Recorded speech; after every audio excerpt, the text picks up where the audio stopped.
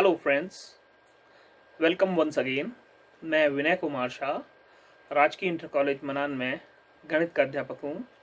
आज मैं आपके सम्मुख लेकर आया हूँ कक्षा 9 गणित का पाठ 3 निर्देशांक ज्यामिति। इससे पहले कि हम निर्देशांक ज्यामिति की बात करें, हम बात करेंगे कि निर्देशांक किसे कहते हैं।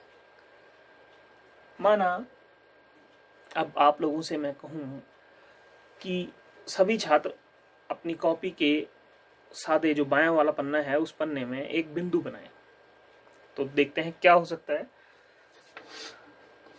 थोड़ी देर के लिए माना ये आपका पन्ना है कॉपी का, हर कोई अलग अलग जगह बिंदु ए बनाएगा। माना यहाँ कोई यहाँ बनाएगा, कोई यहाँ भी बना सकता है, किसी ने यहाँ भी बनाया हो सकता है, किसी ने इस बिंदु पे बनाया हो सकता है।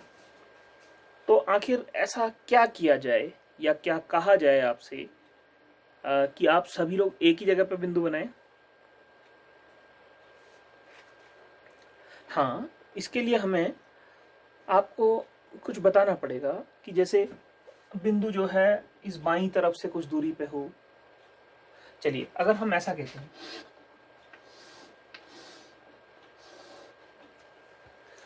कि एक ऐसा बिंदु बनाइए अपनी कॉपी में जो आपकी कॉपी के बाएं वाले भाग से 2 सेंटीमीटर की दूरी पे हो, तो क्या होगा?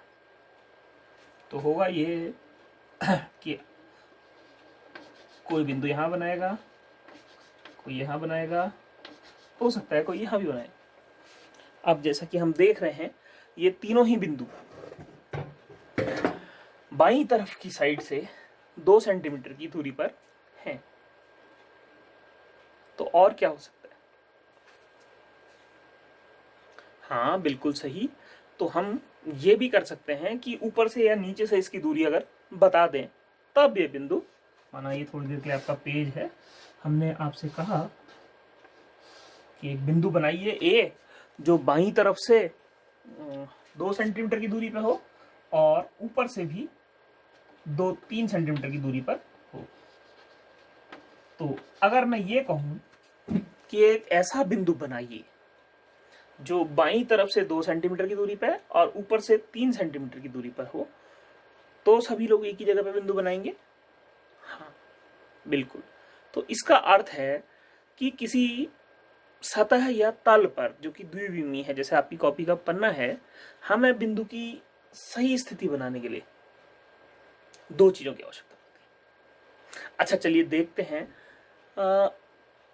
त्रिविमीय आकाश में क्या होता है। अब अगर मैं कहूं कि इस कमरे के अंदर एक बिंदु लिया जाए, उसकी स्थिति हम कैसे बताएंगे? बिल्कुल सही, उसकी स्थिति के लिए हमें 3 चीजों की आवश्यकता पड़ेगी। तो हमें यह बताना पड़ेगा कि वो नीचे से कितना ऊपर है या छत से कितना नीचे है। एक बात। दूसरी बात, हमें यह बताना पड़ेगा कि वो दाईं तरफ वाली या बाईं तरफ वाली दीवार से कितनी दूरी पर है, और या दाईं तरफ वाली दीवार से कितनी दूरी पे है। और तीसरी चीज जो हमें बतानी पड़ेगी वो ये ब्लैक बोर्ड वाली दीवार से कितनी दूरी पे है या इसके सम्मुख वाली दीवार से कितनी दूरी। तो त्रिविमीय आकाश में किसी बिंदु की स्थिति निर्धारण के लिए हमें 3 चीजों की आवश्यकता पड़ेगी। यही चीजें जिनकी आवश्यकता हमें किसी बिंदु की स्थिति को बताने के लिए पड़ती है, उसे हम कहते हैं निर्देशांक। और गणित की जिस विधा में हम किसी बिंदु की स्थिति किसी द्विविमीय अथवा त्रिविमीय स्पेस में निश्चित करना और निकालने के बारे में सीखते हैं, उसे हम कहते हैं निर्देशांक ज्यामिति। अब जैसा कि आपने पूर्व कक्षाओं में पढ़ा है कि संख्या रेखा एक ऐसी रेखा है जिसके मध्य में 0 और जिसके दाईं तरफ को 1 2 3 धनात्मक और बाईं तरफ को ऋणात्मक 1 2 3 होते हैं। अगर इस संख्या रेखा को हम ऊर्ध्वाधर कर दें तो 0 मध्य में आ जाएगा, ऊपर को 1 2 3 और नीचे को, ऊपर को इसमें आ जाएंगे 1 2 3 धनात्मक वाले और नीचे को ऋण 1 ऋण 2 ऋण 3 एंड सो ऑन। अब अगर हम ऐसा करें कि इन दोनों संख्या रेखाओं को एक दूसरे के ऊपर रख दें, इस प्रकार रखें कि इसका शून्य और इसका शून्य एक दूसरे के ऊपर आ जाए और ये दोनों संख्या रेखाएं परस्पर लंबवत हो जाएं, तो हमें एक तल प्राप्त होता है, उसे हम कहते हैं कार्तीय तल। ये देखिए, ये हम लंबवत संख्या रेखा रखी है, ये क्षैतिज संख्या रेखा रखी है, इन दोनों को मिलकर बना ये तल कहलाता है कार्तीय तल। इस तल को हम कहते हैं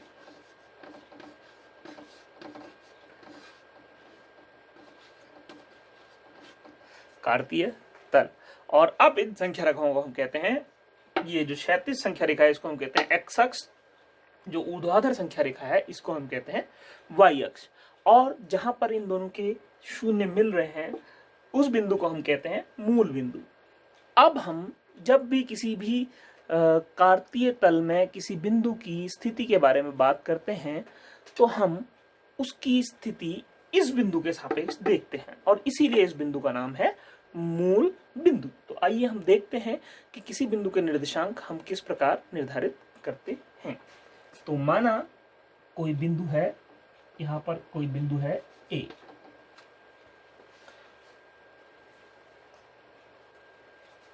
ये कार्तीय तल इन अक्षों द्वारा 4 भागों में बटा रहता है। इन भागों को हम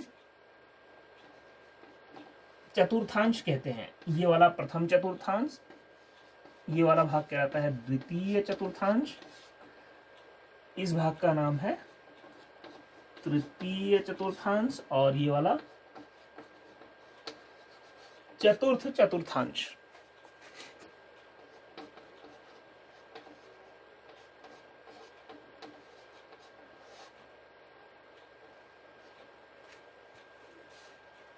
तो प्रथम चतुर्थांश, द्वितीय चतुर्थांश, तृतीय चतुर्थांश और चतुर्थ चतुर्थांश। अब हम देखते हैं कि इन चतुर्थांशों में किसी बिंदु की स्थिति को किस प्रकार हम स्पष्ट कर सकते हैं। तो इसके लिए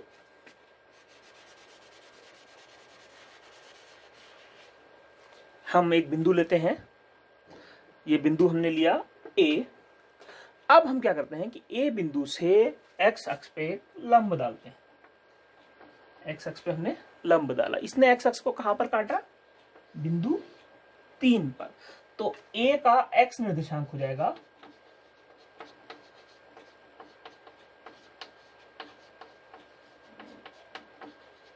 ए का एक्स निर्देशांक बराबर 3। और अब अगर हम ए से वाई अक्ष पर लंब डालें तो देख रहे हो कहां पर काट रहा है, 2 पे। तो इसलिए ए का वाई निर्देशांक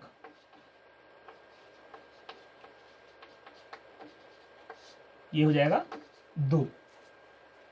तो हमने ए के निर्देशांक देखे, ए का एक्स निर्देशांक आया 3 और ए का वाई निर्देशांक आया 2। तो हम कहते हैं बिंदु ए के निर्देशांक हैं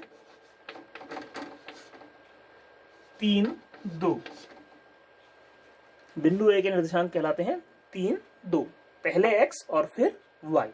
एक्स निर्देशांक को हम भुज भी कहते हैं और वाई निर्देशांक को भुज या एक्स निर्देशांक। ये कितना है इसका, 3। ए का भुज या एक्स निर्देशांक कितना है, 3। और वाई निर्देशांक को हम कहते हैं कोटि। तो कोटि या वाई निर्देशांक, ए का कोटि या वाई निर्देशांक कितना है, 2। तो हमने अभी देखा कि किसी बिंदु के निर्देशांक कैसे ज्ञात करते हैं, उस बिंदु से उस अक्ष पे लंब डालते हैं और जहां पर वो उस एक्स को काटता है वो उसका एक्स निर्देशांक हो जाता है, और जहां पर वो लंब वाई एक्स को काटता है वो उसका वाई निर्देशांक हो जाता है। और एक्स निर्देशांक को भुज और वाई निर्देशांक को कोटि भी कहते हैं।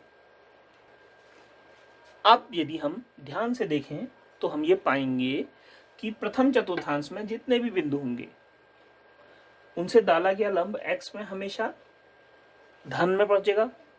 तो इसका अर्थ ये है कि इस चतुर्थांश में स्थित सारे बिंदुओं के एक्स निर्देशांक क्या होंगे, धन। और इसी प्रकार अगर हम यहां से लंब डालें y की ओर तो हम देखते हैं कि इनके y निर्देशांक भी क्या होंगे, हमेशा धनात्मक। तो पहले चतुर्थांश में x निर्देशांक भी धनात्मक होगा और y निर्देशांक भी धनात्मक होगा। इसी प्रकार जब हम दूसरे चतुर्थांश में देखते हैं तो दूसरे चतुर्थांश में x निर्देशांक ऋणात्मक और y निर्देशांक धनात्मक। तीसरे चतुर्थांश में जब हम देखते हैं तो इसमें x निर्देशांक ऋणात्मक और y निर्देशांक भी ऋणात्मक होगा, तो इसमें दोनों निर्देशांक बिंदु के ऋण होंगे। और ऐसे ही चतुर्थ चतुर्थांश में जब हम देखें तो x निर्देशांक प्लस और y निर्देशांक माइनस होगा। तो अब हम केवल निर्देशांक देख के भी ये बता सकते हैं कि ये बिंदु कौन से चतुर्थांश में स्थित होगा, उसको वास्तविक प्लॉट करने की आवश्यकता नहीं। तो अब कुछ प्रश्न हैं आपके लिए। प्रश्न है बिंदुओं A 3 ऋण 5, B 4 7, C ऋण 2 ऋण 3 ऋण 2 और D ऋण 2 5 किस चतुर्थांश में स्थित हैं व इनके भुज व कोटि लिखिए। Thank you.